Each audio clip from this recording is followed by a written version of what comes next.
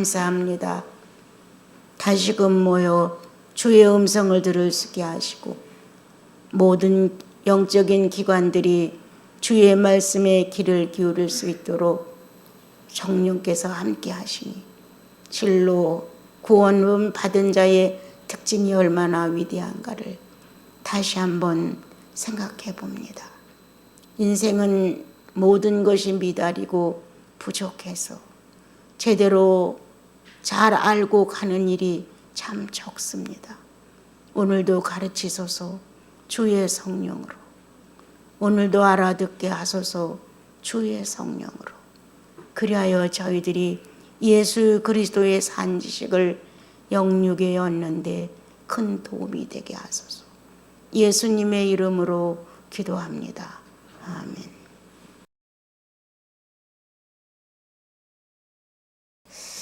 예, 진리의 영과 이제 미혹의 영이라는 내용을, 우리들이 예수를 믿고 살지만 우리가 그렇게 다 진리를 쫓아가고 싶고 진리를 기준해서 신앙생활을 갖는다고 생각을 하지만 나중에 이렇게 돌이켜 보면 나 좋을 대로 신앙을 거의 다 갖습니다. 내가 좋아한다는 거기에 이미 우리는 이끌려 있기 때문에 자신도 모르게 진리야 비진리야 이거 따질 시간도 없이 내가 좋아한다는 거기로 이미 나는 깊숙이 빠져들어가 있는 것을 보게 됩니다. 주님이 오셔서 이건 너의 신분에 맞지 않아, 너는 예수인이야 라고 말해도 아마 내가 좋아하는 것들을 못 놓는 사람들은 절대 그 주님의 권고를 알아듣지 못합니다. 아무리 성령께서 옆에서 그거는 미혹이야, 너에게 맞지 않아, 예수인으로서 계산해 봤을 때 그거는 적자야, 이렇게 성령의 권고가 마음속에서 일어날 때도 있습니다. 그래도 내가 좋아하는 것이기 때문에 그것을 놓는다, 포기한다, 고만둔다 쉽지 않습니다. 그래서 끝내는 제1의 하와, 제2의 하와가 자기가 됩니다. 에덴 동산 제1의 하와는 하나님께서 따먹으면 정말 죽는다, 이렇게 나한테 일러주셨어 라는 내용을 아담을 통해서 들었지만 자기가 자기 심령 안에서 큰 실감을 보지 못해서 그런지 그냥 선악계 앞에 가서 유혹을 당했습니다. 그러니까 따먹고 나 혼자 따먹을 수 없으니까 남편에게도 아주 선심을 쓰는 것처럼 따서 얼른 내주었습니다. 이렇게 내가 좋아하는 것을 선택하는 데는 주저하지 않습니다. 그리고 내가 좋아한다는, 이미 내가 좋아하는, 내가 주체가 이미 되어 있다 한다면 남편도 아닙니다. 하나님도 아니고 남편도 아닙니다. 결국 자기입니다. 자기가 파멸의 굴로, 영적으로 굴러 떨어져 나가는데도 그게 의식이 안 됩니다. 그냥 현재 내가 좋으니까 내 기분에 내가 상승해서 그냥 괜찮은 것 같은 거예요. 하나님이 갑자기 뭐 벼락을 떨어뜨린 것도 아니고 갑자기 몹쓸병에 들어서 죽게 하는 것도 아니고 하나님으로부터는 아무런 외적인 감각이 전달되지 않고 다만 가끔 내 마음과 머리에서 이거 아닌가 긴가 이런 약간의 의욕적인 마음을 품을 뿐이지 주님으로부터는 어떤 날카로운 방법이 오지 않으니까 이렇게 미혹의 영을 따라갈 수밖에 없는 게 우리가 아닌가 싶습니다. 우리는 첫째는 아담이 범죄를 했을 때 아담에게 어떤 길을 제시했냐면 가시와 엉겅퀴가 있는 곳으로 안내를 하셨습니다. 그래서 죄가 있는 곳에 정말 삶의 터전이 어렵게 되어 있는 걸 알게 됐습니다. 두 번째, 주님은 오셔서 좁은 길로 가. 내가 잘못을 하면 엉클어진 내 정신계와 마음계의 혼란은 가시와 엉겅퀴와 같은 삶을 살 수밖에 없는 길을 가는 거예요. 둘째, 좁은 길로 가. 예수 믿는 건 좁은 길이야. 이 좁은 길이 마음에 안 드는 거예요. 저마다 큰 길을, 대로를 향해 달리고 싶은데 이건 웬일이야? 또 좁은 길은 뭔가 활개를 치고 나라는 인물을 다른 사람이 조금 알아줘야 되고, 허다못해 내 가정에서라도 나라는 존재를 좀 인정해주고 그래주기를 바라는데, 예수 믿고 주님의 말씀은 또다시 좁은 길로 가 이렇게 되어 있어요.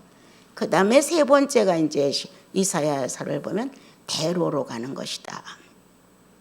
이 가시와 엉겅퀴가 뒤섞인 이 혼란스러운 과정과 또한 좁은 길을 찾는 이가 없는 협착한 길을 본 사람만이 대로를 갈 수 있습니다. 이 두 길을 가지 않고는 대로를 갈 수 없습니다. 대로가 갑자기 큰 길이 열려서 내가 인생살이 하는데 편리한 게 아니라, 이렇게 저렇게 시련과 연단을 받고 난 나는 이제 가시밭길 같은, 또는 좁고 협착하게 타는 이가 없는 길을 대로로 사용할 수 있다는 거예요. 그 많은 연단이, 그 많은 시련이, 그 많은 고난이 웬만한 건 좁은 길이다, 가시와 엉겅퀴라는 생각을 안 하는 거예요. 그냥 숱한 연단 과정, 작은 감정까지도, 아주 이 솜털 같은 감정까지도 연단을 받을 때가 얼마나 많아요, 여러분. 낱말 하나를 잘못 쓰고 얼마나 마음이 불안할 때가 많아요. 내 고집대로 뭐 하나를 옮겨놓고 불안해서 정상으로 안 갔다 오면 잠을 못 잤대. 이렇게 작은 솜털 같은 감정 하나도 하나님을 거역하는 것이라면 참 좁은 길이 어렵고 힘들어요. 또한 그것은 가시와 엉겅퀴가 있어서 늘 정확한 답변과 정확한 선을 긋지 못하는 나로서는 때때로 그렇게 혼란을 겪을 수가 있어요. 그런데 여기서 한 번, 두 번, 세 번 이렇게 어려운 길을 가다 보게 되면 이제 익숙해져서 지혜가 생겨요. 아, 이럴 땐 이렇게 하면 되겠구나. 이런 문제가 생길 땐 이렇게 해야 되겠구나. 결코 나에게 닥쳐온 고난과 시련과 연단은 나를 미련한 여의로 놔두질 않아요. 엄청 지혜롭죠. 아, 이번엔 이렇게. 지난번에 방향을 이랬을 때 이랬지. 그래서 내가 인격적으로 아직도 미성장 속에서 지금 허덕이고 있지. 근데 이번에 이 문제가 또 왔어. 이번에 이렇게 하지. 뭔가 얻어진 교육 속에서 나와 여러분은 정상길을 갈 수 있도록 많이 성숙해진 거예요. 그래서 자신도 모르게 웬만한 유혹, 웬만한 시련, 웬만한 고난 이런 것이 그렇게 시달리지 않는 거예요. 예, 의연하게 갈 수 있고 감사하며 갈 수 있고 찬송하며 갈 수 있어요. 그래서 이렇게 난처한 길들이 대로를 걷는 것처럼 장애물이 없는 거예요. 실제로 없는 게 아니에요. 많은 연단을 통해서 그때부터는 내게 오는 이 유혹과 미혹의 장애물들을 거침없이 쳐다도 보지 않고 가게 되지요. 근데 여기 이제 주님은 우리들에게 오늘 하시는 말씀이 하나님께 속한 자는 하나님을 안다. 그래서 하나님의 말씀을 듣게 된다. 그러나 하나님께 속하지 아니한 자는 하나님의 말씀을 안 듣는다. 그 말씀을 듣는 자는 진리의 영이요, 말씀을 안 듣는 자는 미혹의 영이라고 이렇게 기록을 하셨습니다. 정체가 분명하지 않은 것을 그냥 뭔가 확실한 것처럼 쫓아가는 게 미혹이에요. 거기 끌려가는 거예요. 그 내용이나 거기에서 어떤 것이 이루어진다는 내용도 분명하지 않아요. 그런데도 불구하고 그것만 취하면, 그것만 해결하면, 그것만 잡으면 뭔가가 내가 달라질 것 같은 거예요. 무서운 미혹이라는 거예요. 우리는 성경을 통해서 전혀 관계되지 않는 선악과를 미혹하게 됐어요. 거기서 유혹을 느꼈어요. 그리고 그냥 그 선악과를 따고 망해버린 거예요. 이렇게 우리들은 예수의 길은 가시와 엉겅퀴의 길이야. 죄인에게 합당한 길이야. 죄인에게 합당한 거예요. 예. 또한 그 예수 그리스도를 찾아가는 길은 협착하고 좁은 길이야. 나를 부인하고 주님을 인정하려 하니까 아주 좁은 길인 거예요.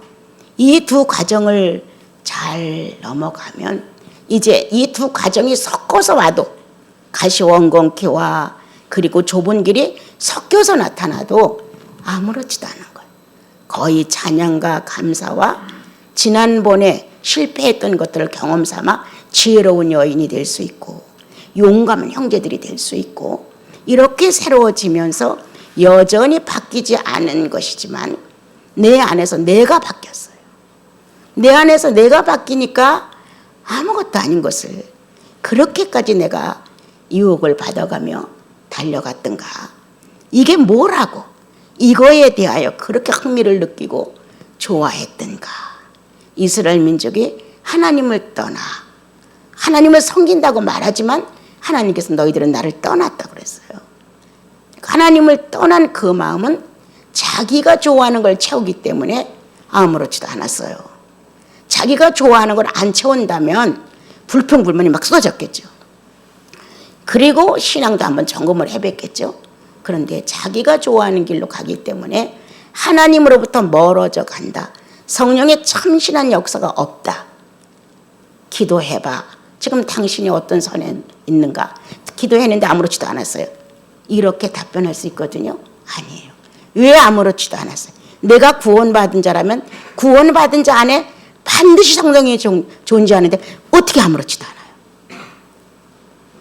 일어나는 반응을 무시했겠죠. 몇 번인가 거기에 의욕을 일으킬 수 있도록 갸우뚱하는 마음이 왔는데도 내가 좋아하는 것 때문에 무시당했죠. 또한 주님이 조금 더 우리를 사랑함으로 질투하신다는 의미로 내 생활에 조금은 더 곤궁에 빠질 수 있는 일을 저지르셨을지도 몰라요. 그런데 이건 당연히 뭐 인간이 살아가는데 이런 것쯤이야 이렇게 생각하고 또 성령이 움직이시는 활동에 대하여 눈을 감아버렸는지도 몰라요. 이렇게 이제 나와 여러분은 하나님께 속했느냐? 정상적으로 성령이 인도하실 것이다. 이 가슴 안에서. 정말 기도해봤냐? 주여 내가 바릅니까? 바르지 않습니까? 놓고 정말 마음을 다 기울여 기도해봤느냐? 반드시 대답이 옵니다. 나는 하나님이 죽었다는 생각 한 번도 안 해봐요. 예수 그리스도가 부활하지 못하고 무덤 속에 있다고 생각해보지 않아요. 그는 살아 내 곁에 계시고 또 내 안에 계시고 나는 그분 안에 있다는 게 확실해요. 그런데 기도도 해보지 않고 괜찮을 것 같아. 괜찮을 것 같다는 자기 판단이에요. 왜? 자기가 선택하고 싶으니까. 자기 판단이에요. 그거는. 그러나 이제 시간이 가면 내가 미혹의 영에 이끌렸다는 것을 분명히 한다는 거예요. 내가 큰 잘못을 저질렀구나. 성령이 내 안에서 방향을 제시하지 못하시는구나. 성령이 내 안에서 하나님 되심을 증명하셔야 되는데 나한테 못하시는구나. 그럼 나는 뭐로 살았나? 내가 좋아하는 감정으로 사는 거예요. 내가 좋아하는 것들이 이루어져 나가고 내가 좋아하는 걸 취할 수 있고 이것들로 나를 흥분케 하는 바람에 하나님의 음성을 들을 만한 마음이 우리 안에 없던 거예요. 그러면 이제 점검을 하는 거예요. 나는 성령에 속한 사람인가?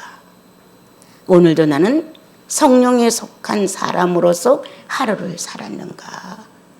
아니면 성령에 속하지 않은 사람처럼 살았는가? 이렇게 조용히 뭐 일을 하면서라도 아니면 뭐 조용히 쉬는 시간에도 생각을 해보는 거예요.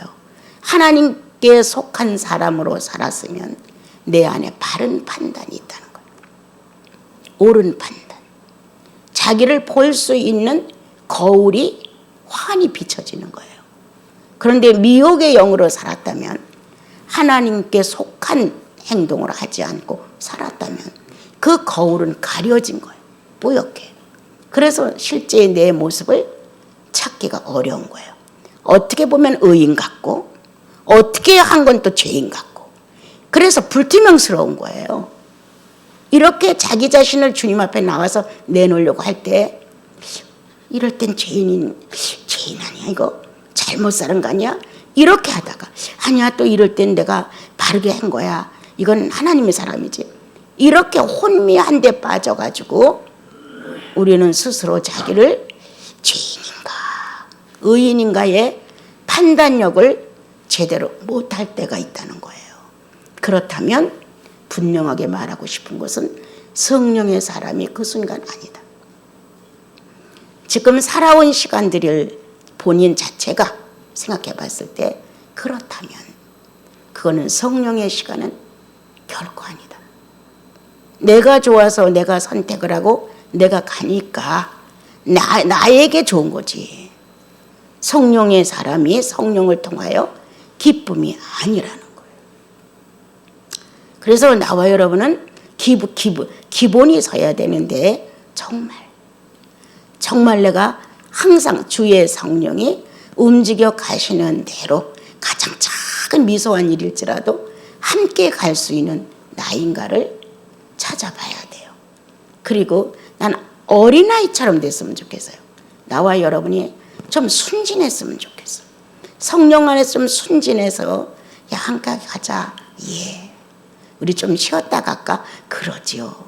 이렇게 그냥 어린아이같이 좀 단순해서 과정도 밟지 않고 어른이 되려는 욕망 때문에 성장이 더뎌요. 과정을 밟고 정상으로 어른이 돼야 되는데 과정도 밟지 않고 어른이 되려고 하니까 너무나 많은 허점이 있는 거예요. 차라리 어린아이처럼 그렇게 단순하게 받아들여서 단순하게 커질 수 있다면 난 참 좋겠어요. 우리 안을 채울 수가 없어요. 내가 언젠가도 여러분들에게 얘기했죠. 학부형들이 찾아와서 나보고 이대를 나왔느니 어쩌니 막 그런 말을 해서 난 텅 비어 있어요. 어떤 지식이 내게는 거의 없는 사람이었어요. 예. 내가 살아갈 수 있었던 그것은 주님의 도움이 아니면 할 수 없었어요. 그런데도 불구하고 소문이 크게 난 거예요. 왜? 주께서 함께 하심으로 아이들이 성적이 너무 좋아지니까 최고의 선생님으로 내가 떴단 말이에요. 그러게 되니까 상부형들이 오셔서 그런 말을 막 하는 거예요. 몇 번이냐고 막 이러면서. 이럴 때 나는 죽는 것 같았어요. 거짓말을 해야 하는지 옳은 말을 해야 되는지 그때 내 난처한 모습의 양심의 갈등은 주님이 하셔요. 다 어떻게 해야 돼요? 뭐라고 대변해야 돼요? 못 들은 척 해야 돼요? 막 정말 아주 사경을 내면은 그런 답변하기 곤란스러운 내 모습에 얼마나 어려운지 상상도 못해요. 그렇게 되면서 나는 신학을 가려고 결정을 했던 거 아니에요. 신학이라도 목사님이 나를 보증서 줘서 가면 그래도 간판이라도 하나 있지 않은가. 이렇게 또 그 당시에는 뭐 중학교 고등학교 졸장 없어도 갈 수 있어. 추천서만 가지면 갈 수 있어. 이런 시대였단 말이에요. 그래서 나는 대한신학교를 가려고 거기 양춘식 목사님과 연결되었기 때문에 그래 만나러 가려고 하는데 시간을 댔고 택시가 왔어요. 불러서 택시가 문 앞에 와 있는데 갑자기 배가 틀리면서 금방 설사가 나올 것 같은 거예요. 그래서 이제 사람을 시켜서 세워놓고 있고 이제 변을 보게 됐어요. 한 번도 잃어본 적이 없어요. 일생에. 한 번도 나는 변비로만 평생을 사는 사람이라 설사를 한다 상상도 할 수 없는 거였어요. 그런데 갑자기 그 택시가 왔다는 이제 업해서 내려가려고 하는데 대한신학교로 가려고 하는데 갑자기 배가 트는 거예요. 다시 나를 내려서 이렇게 방에 골방에다 문을 탁 닫고 주님 왜 이래요? 내가 왜 이래요? 내가 왜 이래요?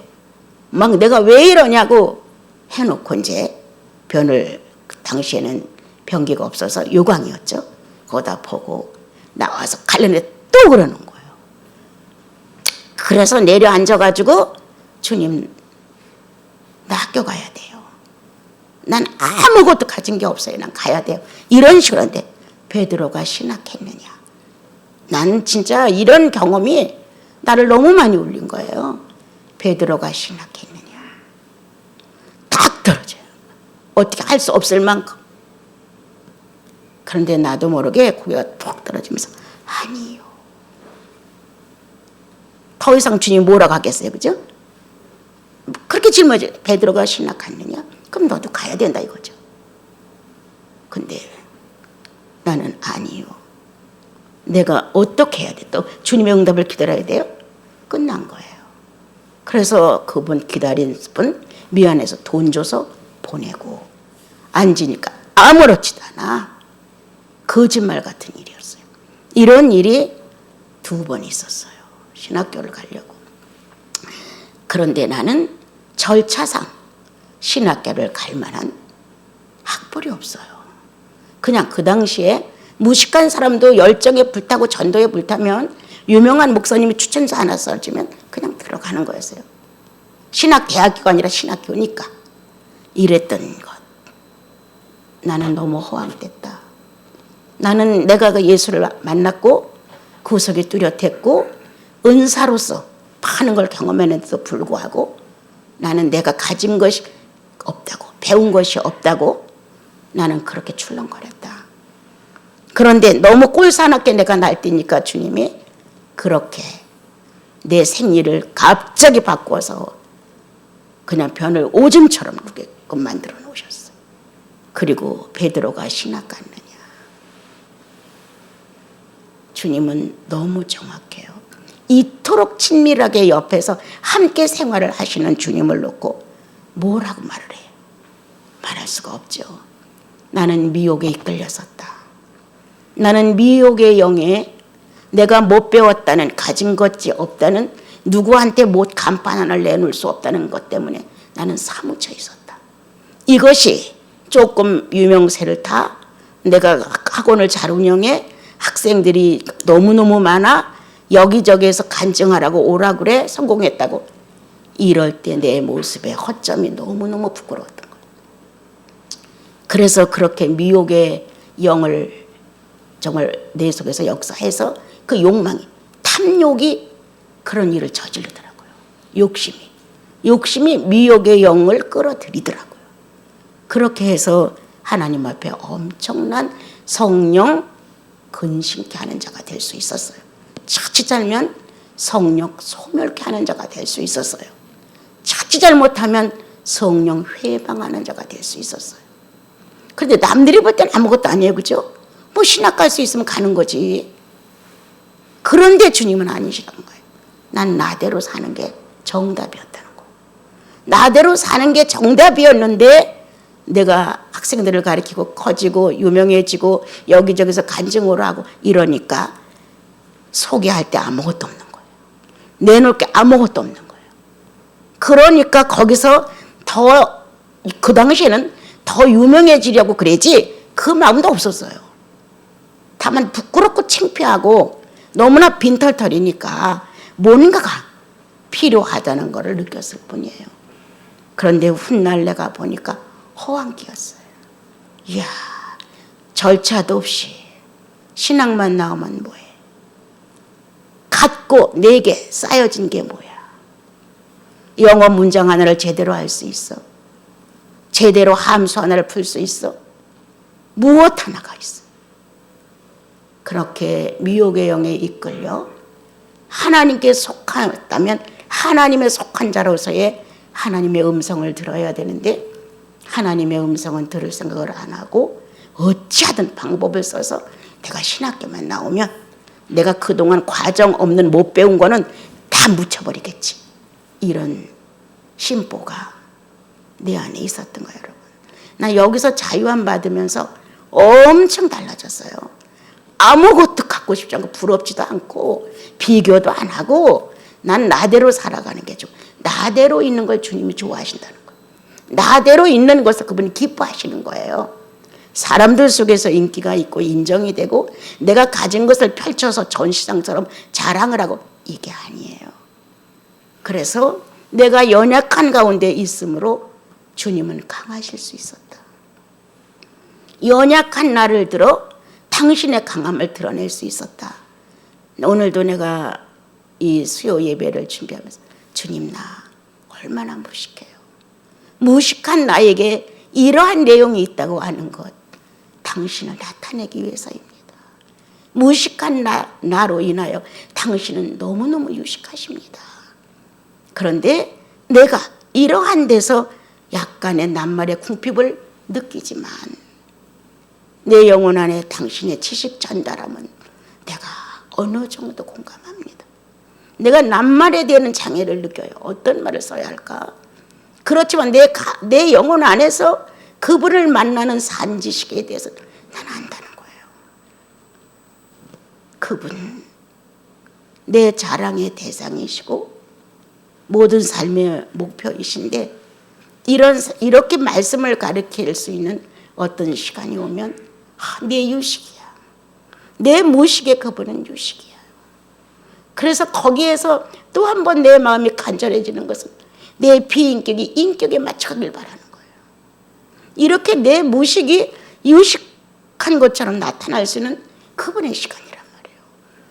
그렇다면 내 비인격도 좀 더 참된 인격이 되어서 맞춰줬으면 좋겠어요.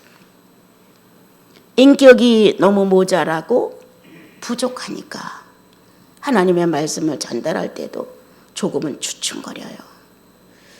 그렇게 안다고 하며 그렇게 가리키며 네가 가지고 있는 인격은 이것뿐이잖아. 이렇게 뭔가 나를 주춤거리게 하는 것은 내 부족한 인격이 있기 때문이에요. 그게 또 다 나쁘다고 생각하진 않아요.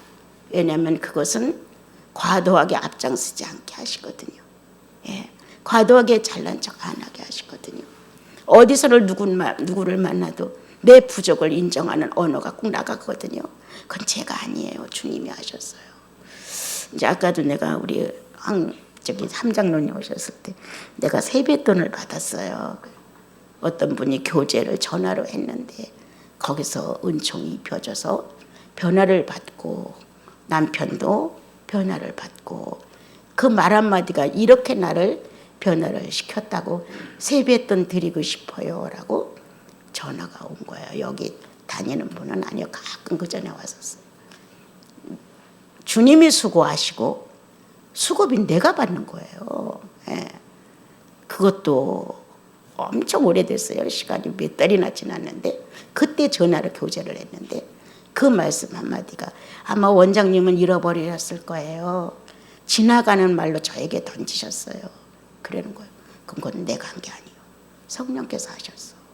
나에게 고맙다는 말하면 안 됩니다. 주님께 하십시오. 이렇게 물론 주님이 첫째지요. 이렇게 말은 해요. 예.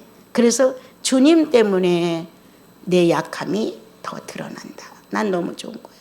내 무식함이 정말 주님으로 인하여 유식함이 드러나는 거예요. 주님의 유식함이 정말 나는 상상도 못해요. 여러분 오늘 과도한 것을 요구하는 것, 내 분수에 지나친 것을 탐욕하는 것은 미혹의 영을 끌어들이는 것이다. 네. 쩔뚝발이냐? 쩔뚝발이 상태에서 주님을 섬겨라. 그 쩔뚝발이가 주님을 영화롭게 할 것이다. 한쪽 눈을 못 보느냐? 고치려고 몸부림치지 말고 주어진 대로 받아들이면 한쪽 눈을 가지고 주님을 영화롭게 할 수도 있다. 이렇게 우리들은 순리대로 조금은 뭔가 자기가 필요한 걸 추구할 수 있지만 막 바꿔놓을 정도로 나처럼 한 과정이 없는데 신학교만 나오면 내 무식한 학벌 없는 게 다 덮여질 것 같은 이러한 식의 내 허황된 모습을 내가 이렇게 간증하고 자랑할 수 있게끔 주님이 하셨다는 거예요. 가난하다는 것 엄청 자존심 상하잖아요, 여러분. 무식하다는 거 엄청 자존심 상해요, 여러분. 학교 못 다녔다는 거 어마어마하게 가슴 떨리게 만들어요. 이건 안 당해본 사람은 몰라요. 그렇지만 이 모든 조건이 주님을 영화롭게 한다. 이 모든 악한 상태의 내 이 초라한 조건이 예수 그리스도를 가장 귀하게 느끼게 한다. 얼마나 귀한지 그 이름이 불러질 때는 벌벌벌벌 떨려요. 참 천한 나에게 어떻게 예수라는 이 귀한 분을 주셔서 나만의 세계에서 살 수밖에 없는 나를 나 아닌 너를 보게 만드셨어요. 그분이 나와 너를 보며 우리라는 단어로 우리를 빠뜨려 주셨어요. 예수인은 공동체다. 혼자가 결코 아닙니다, 여러분. 성삼위 공동체 안에서 우리가 나왔습니다. 그러므로 우리는 어차피 공동체 안에서 출생됐고 공동체 안으로 들어가는 겁니다. 그 예수 믿으면 각 지체가 되어서 공동체 안에서 삶을 사는데 나, 너, 우리라는 삶을 받아들이지 않는다면 그건 하나님에 속하지 않았다고 생각해요. 우리는 지상의 인물이 처음에 하나로 시작했어요. 물론 성삼위 공동체 영 안에서 아담이 출발을 해나왔어요. 그리고 하와를 또한 짝을 만들어 주셨어요. 그리고 정복하고 다스릴 수 있는 만물을 곁에다 많이 두셨어요. 이웃처럼. 그래서 공동체로 살아갈 수밖에 없는 게 우리들이에요. 근데 지나친 이기심, 지금 시대는 거의 다 가르쳐주지 않아도 젊은 애들, 청년들 만나보면 다 나중심의 개인이에요. 우리들 시대처럼 뭐 부모, 자식, 형제 벌벌 떨고 이거 아니에요. 완전히 개체예요. 이제는 예수 믿고 정상적인 성령의 역사가 있어서 진리와 합을 한다면 개체라는 게 점점 조금씩 무너지며 존중해 주는 걸로 바꿔지겠죠. 그래서 너, 당신, 그리고 우리 이렇게 하나님께 속한 자는 하나님께 속한 자의 말을 하나니에요. 그러므로 우리는 너, 나, 좀 더 지나면 우리 주님의 몸을 위하여 이런 하나님의 거룩한 공동체 교회를 위하여 이런 무언가 합의된 공동체의 유익에 대하여 얘기하고 염려하면서 한 영혼이 잘못되면 그 영혼을 귀히 여기는 것은 공동체에서 떨어져 나갈까 봐, 영적인 공동체에서 낙오가 될까 봐 안타까운 거예요. 우리가 한 엄마의 뱃속에서 안 나왔잖아요. 예수 그리스도를 통해서 나온 사람들 뿐이에요. 혈육하고 비교해보면 아무것도 아니에요. 정말 아니에요, 여러분. 뭐 한 형제 한 자매 다 같이 모여 다 귀하다고 말하지만 나는 거의 이론이라고 생각해요. 이 혈육에 대한 정에 비하면 너무 빈약한 거예요. 예. 혈육은 정말 목숨이라도 내놓을 정도로 어떤 끈끈함이 무섭게 있어요. 그런데 우리는 진리로 하나가 되었는데도 진리를 위하는 그런 인격 자세가 거의 없습니다, 여러분. 그래서 이제 나와 여러분이 미혹의 영에 이끌리지 마라. 허무하다. 나중에 돌아가 보면 남는 거 하나도 없다. 미혹 자체가 주체가 없는 겁니다. 정체불명이에요. 그리고 그건 허황기예요. 그냥 여러분과 내가 주어진 현실에서 바르게 인정하고 살아감으로 진리의 영이 함께 한다는 확실한 증거를 나타내 줘야 돼요. 정말 우리는 말로나 또는 다른 어떤 상태에서 보게 되면 다 예수인인 것 같아요. 그런데 주님과 1대1로 서서 막바지 만약 지금 죽음이라고 한다면 과연 나는 우리라는 단체 공동체 안에서 우리라는 기업의 실체가 있을까?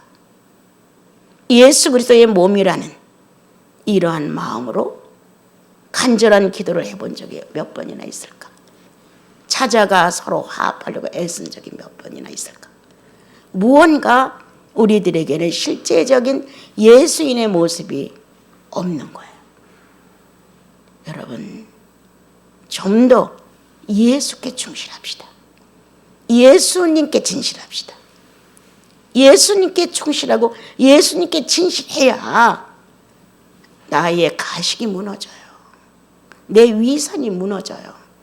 그런데 가식도 그대로 붙들고 있고 위선도 그대로 붙들고 있고 허황기도 그대로 붙들고 있고 탐욕도 그대로 붙들고 있고 이기심도 그대로 붙들고 있다면 하나님께 속았다는 말은 맞을지 몰라도 하나님께 속한 모양과 형상은 나오지 않습니다. 그래서 하나님께 속한 자와 속하지 않은 자, 진리의 영과 미혹의 영으로 성경은 우리에게 분명하게 해놓으셨습니다. 그리고 이제 지난번에 이어서 했던 것, 우리 하나님의 주권 뭐 이런 거에 대해서 이제 우리가 처음에 예수님을 믿게 되면 지금도 마찬가지지만요. 예수를 믿게 되면 꼭 교회를 가서만은 나는 그렇진 않아요.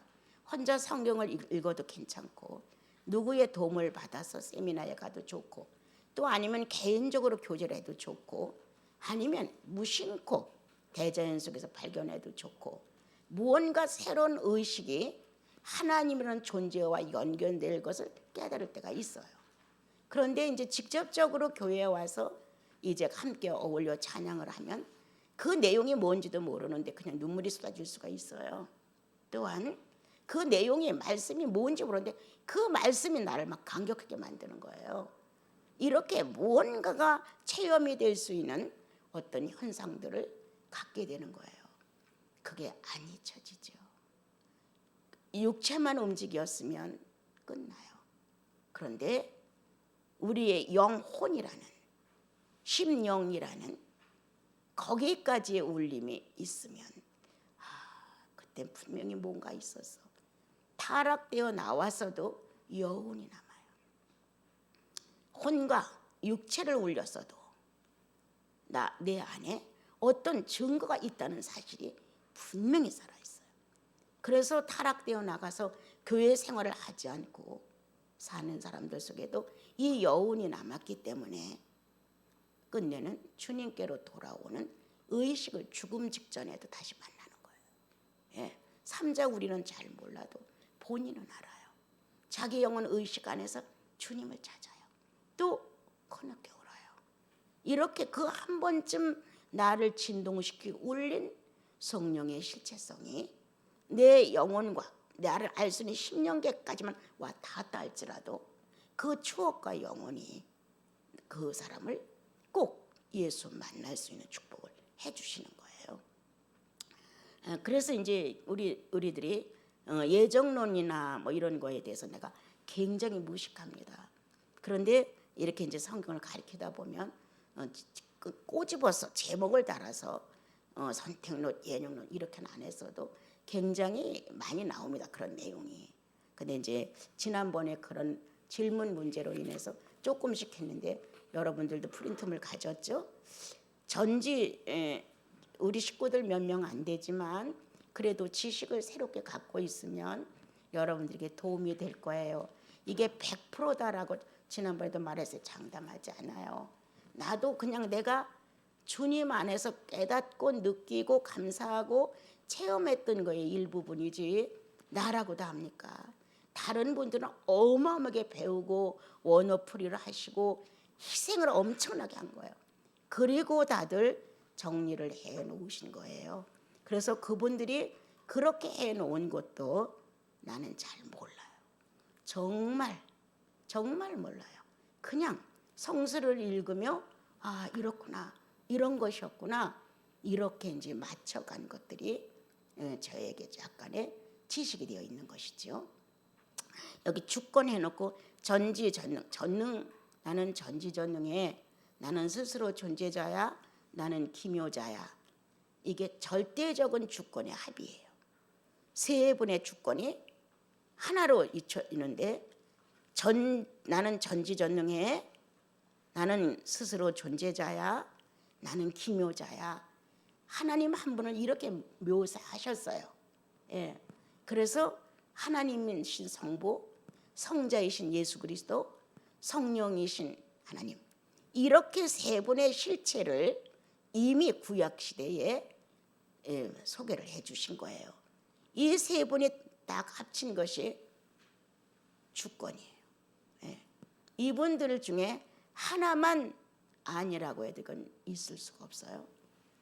이 성부와 성자와 성령 중에 한 분만 빠져도 하나님이라고 말 못해요.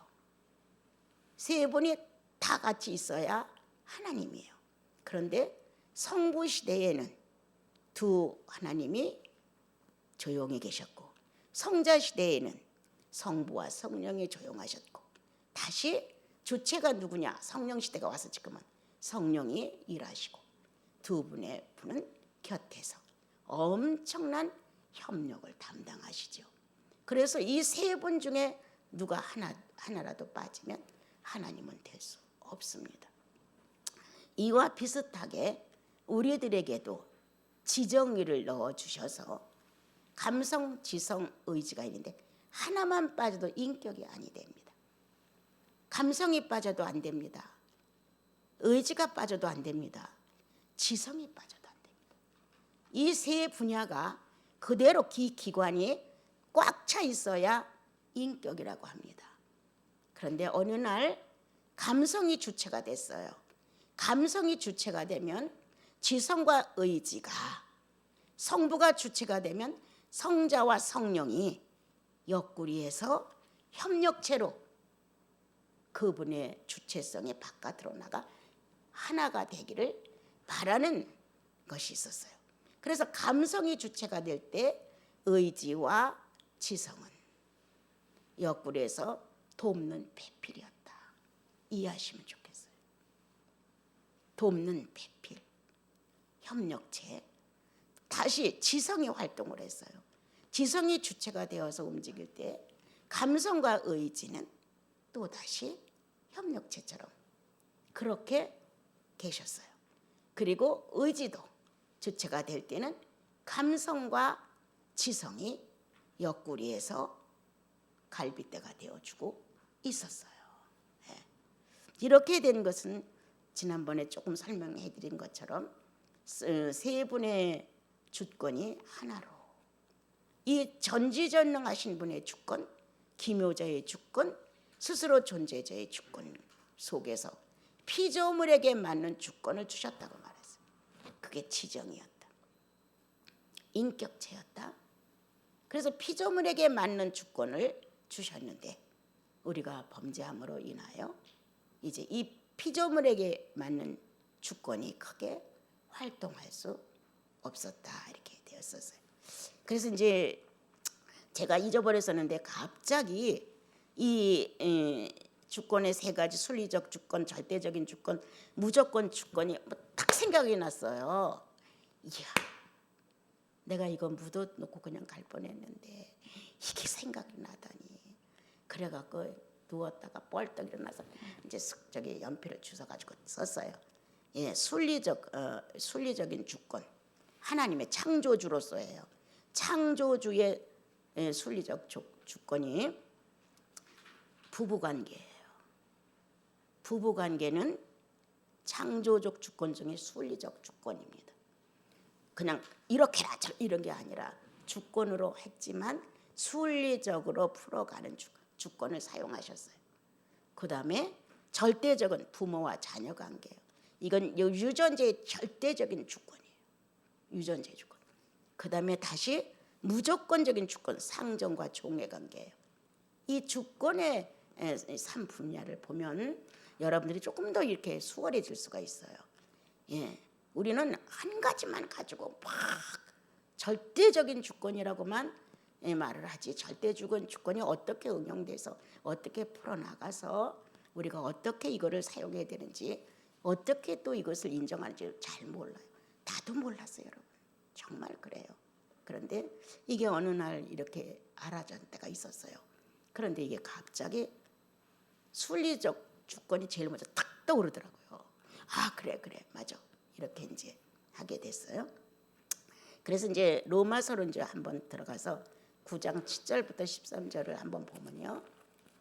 로마서.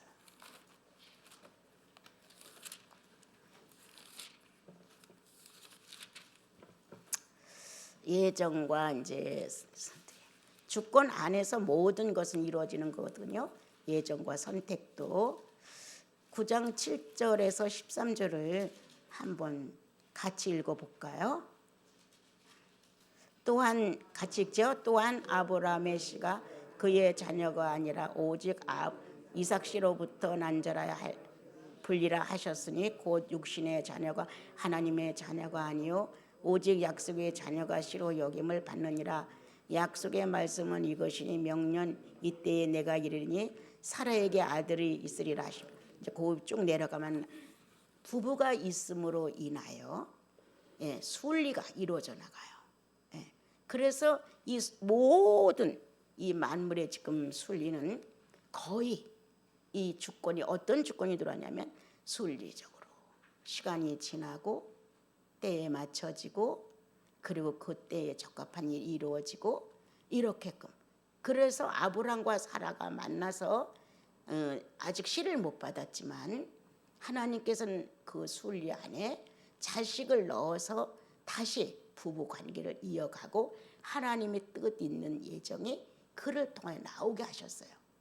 그래서 우리들이 하나님이 아브람을 예정했어.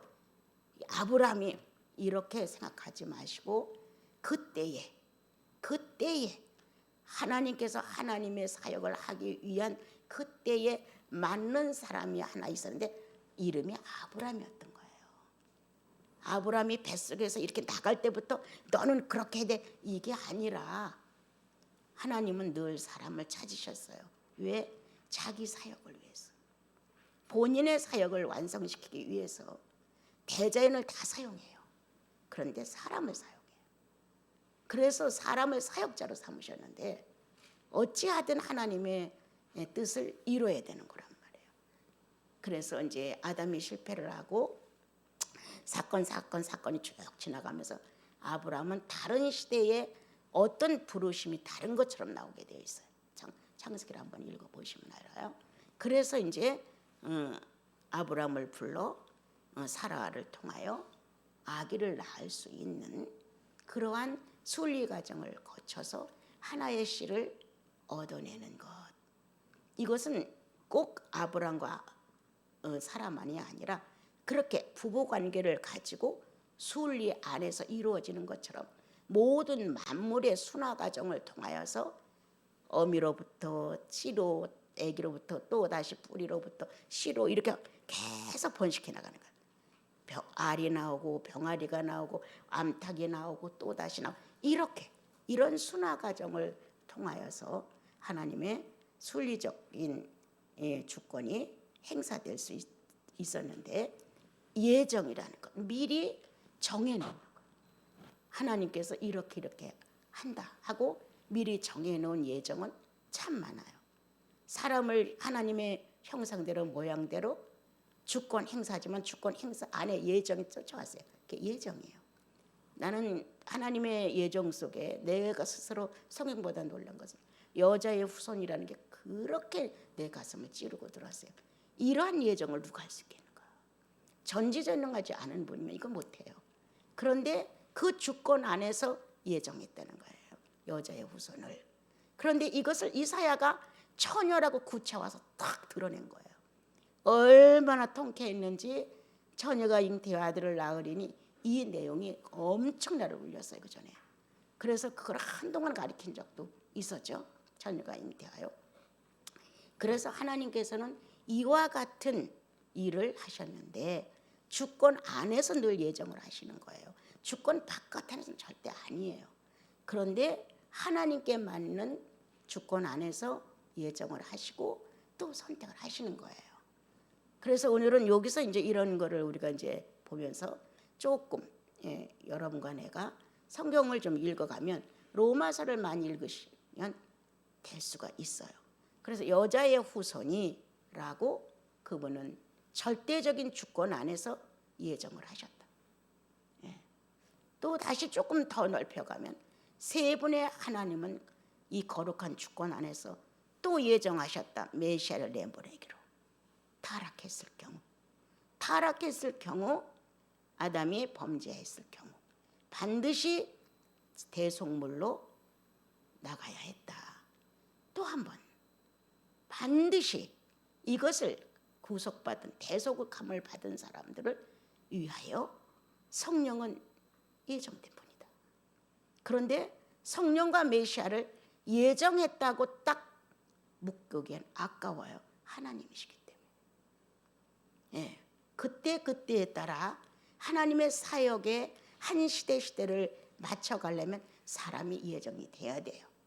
그건 하나님의 프로그램이니까. 그런데 우리는 무조건 다 예정했어. 그것이 아니에요. 이렇게 큰 예정들이 있다는 거예요. 그는 죽기로 예정되어 있어. 그는 부활하기로 예정되어 있어. 그는 승천하기로 예정되어 있어. 이렇게 된단 말이에요. 맞대는 거예요, 이런 거는요. 예. 그렇게 하나님께서 절대적인 주권 안에서 하나님 자신을 놓은 예정. 그 외에는 구속 사업을 위한 예정이 있는 거예요. 이제 그 예정을 사람을 선택, 사역을 위해서, 구속 사역의 사역을 위해서 사람을 예정한다. 그 시대에 맞게 노아가 필요해, 에녹이 필요해, 아브라함이 필요해. 이제 그 뒤에 나오는 건 모세인데 모세가 필요해. 이렇게 하나님의 사역을 완성시키기 위한 사람들의 선출이 있었다는 거예요. 근데 저는 이제 제 신앙이니까 용서하고 들으세요. 아브라함, 너는 내가 선택해서 이렇게 되지는 않았다는 거예요. 그 시대에 하나님을 찾는 가능성에 대한 것에 대해 주님이 선택을 했다는 거예요. 내가 너를 보니 이 시대에는 이런 사람이 필요한 해라고 예정을 해 놓으셨는데, 자, 어느 날 사람은 별로 없는 거예요. 이런 사람이 나와야 지금 이렇게 망가진 이 한 시대를 구원해야 되는데 이거 어떡하지? 이 시대에는 이 시대에 맞는 사람이 나와서 구원자가 돼야 돼. 그렇게 예정을 하시는 거예요, 구원자를 위해서. 그런데 거기에 딱 맞은 거예요. 그런 사람이 하나 나타난 거예요. 그래서 이름이 지어진 거예요. 그때는 아브라함이라는 사람이, 이때는 모세라는 사람이, 이때는 누구라는 사람이 이렇게 선택이 되어진 거예요. 그러니까 그 주권 안에서 하나님이 하실 일을 미리 정하셨다. 그런데 이 정하신 일을 완성시키기 위한 사역이 필요했다. 그 사역이 필요함으로 인하여 그 예정된 인물들이, 그 시대에 예정된 인물들이 정해졌을 때 선택하는 거다. 우리는 노아를 가지고 당대의 의인이라고 하거든요. 최고의 의인이 아니라 그 시대의 의인이었다는 거예요. 그 시대가 그렇게 타락되었을 때 누군가를 하나님은 찾아서 시대의 변천을 해야 되는데 사역자를 찾으신 거예요. 예. 그것은 시대마다 하나님의 거룩한 구속사업이 완전하게 될 때까지 예정 인물이 필요했던 거예요. 그 예정된 거예요. 그런데 주님이 보니까 노아가 쓸만해. 내가 깨달은 것 한마디 해드릴게요. 나는 가능성을 찾았다. 이런 깨달음이 온 적이 있었어요. 가능성을 찾았다. 내가 가서 이런 말을 같이 하고 의논하면 받아낼 수 있는 사람을 찾았다는 거예요. 예. 그런데 하나님께서 그러한 내용을 가지고 있던 차에 그런 하나님의 사역을 위하여 그 시대에 필요한 사람이 있어야 된다는 예정론에 의하여, 그게 꼭 노아라는 사람은 아니에요. 누구라도라는 거예요. 그런데 주님이 딱 보니까 가능해. 가능성에 대하여 선택을 했다는 거예요. 이건 내 깨달음이라 여러분 강조하고 싶진 않아요. 제가 깨달았을 때는 그랬군요. 그래서 이름들이 이렇게 정확하게 나왔군요. 역사적인 사실을 근거한 거에 대하여 분명하게 하려고 사람 이름을 정확하게 넣으셨군요. 이렇게 막 주님하고 얘기를 해가며 이런 걸 알았던 거예요. 그 시대에 내가 주님을 깨달을 때. 그래서 지금도 똑같아요. 묵상을 하다가 이런 거 보면 그렇죠. 그 시대에 또 당신의 사역을 해야 할 사람이 필요했죠. 그 시대를 마감하기 위하여. 그 예정된 거란 말이에요. 누구 따가 아니라 누군가는 있어야 된다. 그게 예정이에요. 이 제 거니까 좀 편히 들어주세요. 아닐 수도 있어요. 고집하는 건 절대 전 아니에요. 그런데 주님이 찾아보니까 당신이 있었군요. 이렇게 찾아가 가능성을 보고 당신을 전했다는 거예요. 그러니까 그가 받아들이게 된 거예요.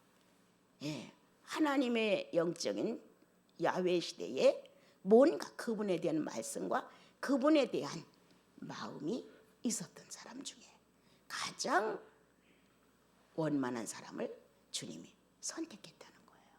예. 그래서 이제 우리가 성경을 보게 되면 모세 같은 경우도 시대가 그렇게 돼서 400년이나 지나간 세월이 지금 유대인들이 애굽에 돌아가서 아주 어려움을 겪고 있었을 때 하나님은 430년을 언약을 했었단 말이에요. 여기서부터 지금 좀 나와야 돼. 뭔가 나와서 하나님의 이제 새로운 시대를 열어가야 된단 말이에요. 누군가는 있어야 돼. 그런데 주님은 모세를 선택하시고, 누군가가 누구였을까요? 모세였어요. 합당했다는 거예요. 야, 모세 정도는 충분히 일을 해내갈 수 있어. 내가 모세를 선택한다. 이래서 모세를 가셔서, 모세가 하나님 여호와 부르지 않았어요. 목동으로 있다가 가시떨기에 불이 붙는 거를 보니까 글로 자기도 모래 끌려갔는데, 모세야 모세야 신을 벗어라, 너 있는 곳은 거룩한 것이요. 누가 먼저 시도했어요? 누가 먼저 했습니까, 여러분? 하나님이 먼저 시도하셨어요. 이런 게 굉장한, 이 성경을 연구하는 사람들에게는 엄청난 재료입니다. 내가 찾아가는 게 아니에요. 네. 그분이 찾아오신 거예요. 그분이 선택했다는 거예요. 다 있나? 이때 이 시대에 필요한 거를 짊어지고 갈 사람이 있나? 라고 딱 두리번 하고 있는데 모세가 눈에 띈 거예요. 가능해. 이렇게 당신이 어떤 내용을 가져가면 그는 받아낼 수 있어. 가능해. 그래서 선택을 했다는 거예요, 여러분. 이렇게 이제 성경을 이제 예정과 선택에 대하여, 근데 나중에 제가 오늘도 생각을 해서 다음에 이거 요한서 끝나고 나면 로마서를 수요일 공부할까? 그러면 예정과 이제 선택이 정확하게 나오거든요. 예. 이건 이렇게 절대적이고요. 이제 절대적인 부모와 자녀 관계, 이런 것은 이제 아까는 설명했죠. 유전자의 절대적인 절대성. 이건 어떻게 했으면 주권이다, 이거는. 그래서 없어질 수가 없어요. 예, 아무리 내쫓아도 안 돼요. 족보에서 이름을 지어도 안 돼요. 이건 영혼과 생명관계로 이어졌기 때문에 절대적인 주권에서 자녀와 부모 사이를 만들었죠. 자, 그 다음에 이제 무조건적인 상전과 종. 이건 더 이상의 뭐가 필요 없어요. 그냥 명령이 떨어지면 무조건적으로 그 주권에 들어가야 되는 거예요. 상전과 종이에요. 그런데 우리나라 같은 경우는 이상하게 하나님의 주권을 어디다 갖다 붙였는 줄 아세요? 어디다 갖다 붙였어요? 상전과 종에다 붙였어요. 일을 많이 해야 되고 충성해야 되고 뭔가 노동적으로 뭔가 헌신을 해서 상전을 기쁘게 해주고 상전에게 득이 되면 거기서 떨어지는 부수를 얻어먹고, 이런 식으로 내가 이만큼 충성했으니 당신은 나에게 이만큼 주십시오 라는 이 상전 관계로 우리나라는 순종 불순종이라는 걸 가지고 많이 신앙선에서 다루었던 것 같아요. 그런데 이 상전과 종의 관계는 잠깐의 어떤 사역 분야에서 필요할 때가 있는 것뿐이에요.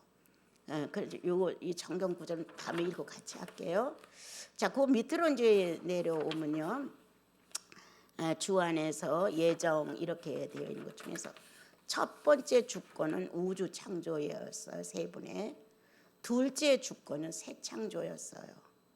그래서 우주 창조 첫날부터 여섯째 날까지 하고 7일째 쉬는 우주 창조가 세 분의 주권 실행이었죠. 실권이 그 안에서 발휘되게 됐죠. 그 다음에 둘째 주권이 새 창조, 예수 그리스도가 오셔서 우리를 구원해내신 새 창조가 두 번째 주권 행사하셨죠. 예. 그리고 여기에서 이제 나타난 것이 좀 더 노골적으로 우리에게 이해를 시키는 것이 예정과 선택이죠. 예, 하나님의 예정. 그래서 이제 에베소서 3장 11절에 메시아를 창조했다. 언제? 창세 전에 예정했다. 창세 전에 예정했다. 창조가 아니라. 그래서 창세 전에 메시아를 예정한 것은 하나의 하나님이 세 분의 하나님으로 주체권을 갖고 일을 하실 것을 결정하시고, 아담이 범죄함으로 인하여 새로운 구속사업을 위하여 구속주가 다시 생기를 회복시켜 생명과 연합시킬 수 있는 메시아의 등장이 필요했다는 거예요. 예. 그래서 메시아 예정 창세전에 해놓으신 것이죠. 왜 이렇게 미리 예정을 해놓으셨을까? 사단이, 루시퍼가 영계를 회방하고 바깥으로 뛰쳐나왔기 때문에 누군가를 붙들고 사단의 계획을 세울 거란 말이에요. 예. 그러니까 주님은 거기에 대비하여 창세 전에 메시아를 예정했다는 거예요. 물론 안 그랬으면 좋았겠죠. 그 다음에 이제 에베소 1장 4절부터 5절은 유대인은 예정이에요. 맞아요. 유대인의 입장에서는 누구든지 우리는 예정했다고 말하는 게 맞습니다. 그런데 예수님이 오셔서는 인류 전체가 예정된 거죠. 예수 안에서. 죄인을 살릴 수 있는 건 예수님밖에 없죠. 그리고 우리는 다 하나님의 형상과 모양으로 지음을 받은 인간이에요. 사람이에요. 사람이라서 아담 때문에 전체가 다 인류가 타락되었다고. 한 사람이 범죄함으로 다 죄인이 되었다고. 그리고 다시 한 사람이 순종함으로 다 의인이 되었다고 로마서에 기록하셨어요. 그래서 인류는 이제 유대인이나 헬라인이나 가리지 않는다. 할례나 무할례자가 문제가 아니다. 율법과 비율법이 문제가 아니다. 믿음으로 탄생되는 것을 새롭게 만드셨죠. 그래서 인류 전체는 예수 그리스도 안에서 예정됐다는 거예요. 너나 할 것 없이. 이런 거를 이제 너무 깊게 따지고 들어가면요, 조금 더 시간이 많이 걸리고 좀 복잡해요. 그다음에 이제 구약으로 가서 창세기 3장 6절에서 선악과에 대한 자유의지. 따 먹으면 죽는다. 따 먹지 않으면 산다. 이것이 인간 주권을 어떻게 하느냐, 피조물이 받아낸 주권을 어떻게 사용하느냐예요. 그래서 예정과 선택이 거긴 다 들어있는 거거든요. 네가 자유의지를 어떻게 선택하느냐에 따라 하나님의 첫째 우주 창조의 주권과 둘째 새 창조 구원받는 주권이 있는데 어떻게 이게 실현될 것이냐예요. 그래서 이제 선악과의 자유의지를 이제 놓고 주님은 이제 어떤 주권을 이 주권을 어떻게 사용해서 어떤 사람이 되느냐, 이게 중요했죠. 그 요한복음에 와서 3장 16절에서는 십자가의 자유의지에 네가 인정하느냐, 예수 그리스도를 인정함으로 살아나느냐, 예수님을 인정하지 않음으로 죽느냐.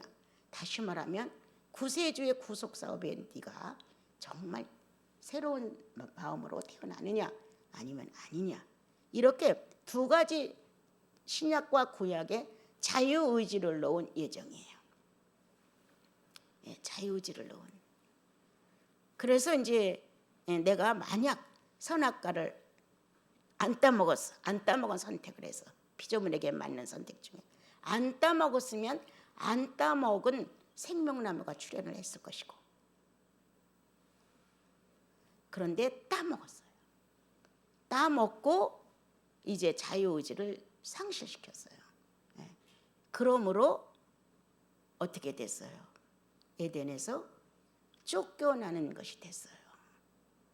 이런 이제 과정을 보면서 하나님께서는 이렇게 하셨구나. 미래를 내려다보시고 이런 가능성, 이건 불가능성, 이런 것들을 놓고 이렇게 정리를 하셨구나. 예수 믿고 구원받은 그 예정에 협력하고 그 안에 들어가게 된 거예요. 그러므로 자연히 하나님의 자녀로 선택이 되죠. 이렇게 이제 이루어진 내용들이 좀 있습니다. 자, 누구든지 그런 말을 하죠. 자식과 이제 부모 간에 어려움이 생기면 누가 나 나랬어? 자식들이 이런 말 할 수 있어요. 그래, 누가 나랬어 진짜? 나는 우리 애들이 가끔 젊은 애들이 와서 누가 나랬어요? 뭐 이런 말 웃으면서 그래, 누가 나랬어? 정말 이렇게 이제 맞장구를 쳐가면서 얘기를 나누는데요. 누가 그 집에 태어나고 싶어서 태어난 거예요? 아니잖아요. 그렇지만 주님은 어떤 혈통을 통하여 사람을 번식시키려 하신 거란 말이에요. 예정하신 거예요. 꼭 고집에서 태어나라 그건 아니지만 하나님께서는 그렇게 우리 그 사람으로 각자 부부 사이에서 태어나도록 하신 거예요. 자, 그다음에 이제 창세기 3장 15절도 여자의 후손이 와서 뱀의 머리를 상하게 할 거라는 엄격한 주권 행사였죠. 이건 0.1도 빈틈이 없고 양보가 없는 거예요. 아주 절대적인 주권과 세 분의 주권이 다 들어간 거예요. 이거는요. 순리적 조건, 절대적인 조건 또는 종과 이렇게 무조건적인 조건, 또 다시 올라가면 전능자, 기묘자, 스스로 존재자의 주권이 함께 있는 거예요. 거기에서 이제 여자의 후손이 와서 뱀의 머리를 상하게 할 것이다. 그렇게 예정을 하셨어요. 그리고 정말 그렇게 선택된 결과를 갖고 오셨어요. 그래서 마리아라는 처녀가 꼭 네가 예수를 낳아야 돼 이게 아니라 그 시대에도 또 당신의 사역을 위해서 사람을 찾았다는 거예요. 그런 사람이 꼭 있어야 하고, 근데 그렇게 예정을 주님은 해놓으셨는데 어느 날 그의 그런 여인 소녀가 있음을 발견하고 천사장을 보내서 선택을 하죠. 내가 왔다. 하나님께서 보내주어서 네가 메시아를 낳을 것이다. 이렇게 받아들일 수 있는 관계를 맺게 되죠. 그래서 이제 거기까지 이제 하고요. 근본적인 하나님의 선택은 주권 안에 있다. 그러니까 설명한 거고요. 하나님은 하나님의 사역을 위해 선택한다. 유대인 선택했다. 사역을 위해서 선지자들을 선택했다. 율법을 선택해 보냈다. 하나님의 사역을 위해서요. 모든 대자연도 주님은 선택했다. 사역을 위해서. 이건 사역을 위한 선택이에요. 사역을 위해서는 만물을 선택하시고, 사역을 위해서 유대인을 선택하시고, 선지자를 율법을 선택하셨어요. 그럼 무슨 사역이냐? 구속 사역. 구속 사역을 위한 하나님의 선택인 거예요. 그리고 메시아와 성령도 물론 세 분의 결정권에 의한 주권적 선택에 들어갔어요. 예정에 들어갔어요. 그렇지만 하나님이시기 때문에 그런 말을 함부로 붙이지는 못해요. 그는 하나님이시기 때문에 이런 것들은 피조물이에요. 피조물 관계. 이런 것들은 우리가 담대히 이렇게 말할 수 있지만 하나님의 거룩한 주권 안에 예정이 되어 있었고, 그렇게 선택권이 다 주어져 있는 게 확실해요. 그렇지만 누구에 의하여 메시아가 선택됐다면 이거는 피조물이에요. 이렇게 느껴지는 거. 성령이 누구에 의해서 선택됐다면 그건 아니에요. 그래서 이건 그렇게 하기보다는 하나님 자신이 직접 사역에 출연하신 거예요. 사역에 출연, 직접. 그래서 이제 선택 자꾸 이렇게 우리가 헷갈리기보다는 하나님의 거룩한 구속 사업을 위한 선택이다라고 보시면 선택이 조금 더 편안하게 들어올 수가 있어요. 그 다음에 이제 우리가 지금 10명이 있다고, 우리 형제님들이 10명이 있는데 10명이 다 은사가 틀리다고 쳐봐요. 어느 사람은 가르치는 은사, 어느 사람은 뭐 예언의 은사, 다 이렇게 틀려요. 그럼 왜 이렇게 다양한 은사를 보내셨느냐? 당신을 완성시키려고. 이 땅에서 하나님의 존재라는 이분을 완성시키기 위해서 은사를 다 각자 보냈다는 거. 그래서 하나님의 선택이죠. 하나님을 위해서 하나님이 선택을 하는 거예요. 그건 사역을 위해서예요, 그거는요. 그 다음에 이제 그 밑으로 오면 이렇게 주요 표시 하나 해놨죠. 창조의 완성을 위해 죄인 모두 선택됐다. 창조의 끝이에요, 이게. 창조의 완성을 위해서 선택된 거예요. 몽땅 다. 하나님께서 해놓으신 모든 일들이 끝내는 다 그분의 예정과 그리고 선택 안에 있는데 결국은 뭐냐? 창조의 완성을